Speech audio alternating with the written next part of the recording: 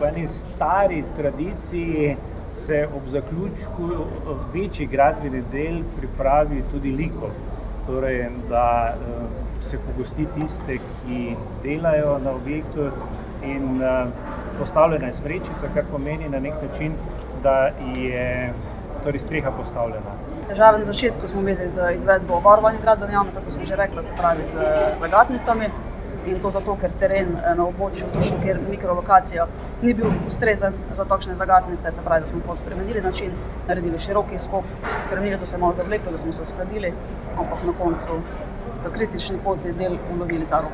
2019 smo v predalih našli veliko projektov, ki so čakali na izvedbo 20 let, mnogim izvedbam smo pričali, tukaj ni bilo nobenega projekta in smo leta 2020 naredili arhitekturni natečaj. Zato bo ta hiša tudi bistveno lepša, kot bi lahko bila brez tega.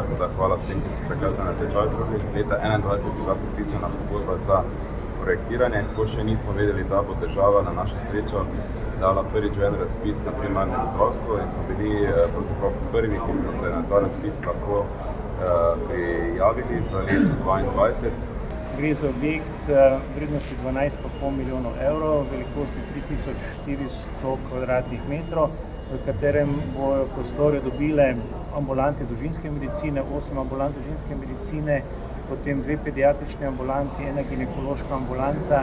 Tukaj bo novi dežurni center za otroke in mladostnike, specialistične ambulante, 2 laboratorija in pa tudi lekarna. Torej mislim, da je ena velika dodana vrednost predvsem za uporabnike naših storitev, seveda pa tudi zaposlene, ki bojo v teh novih prostorih delali. Kaj sledi v naslednjih mesecih? Se izvaja posaderska dela, v tem tednu že se začnejo krovska, se pravi streha. Bistveno je, da se objekt zapre, da bo suh. Predčasno že izvajamo konstrukcije, ki vidite okrog mene za gip stene. Zapirati še ne moramo, ker objekt še ni suh, danes je, ker slučajno dežuje. Tako pravila. Bistveno je zapreti objekt, narediti suhega, potem gip stene. Inštalacije se že izvajajo, sledi vestriti pa zaključevanje objekta.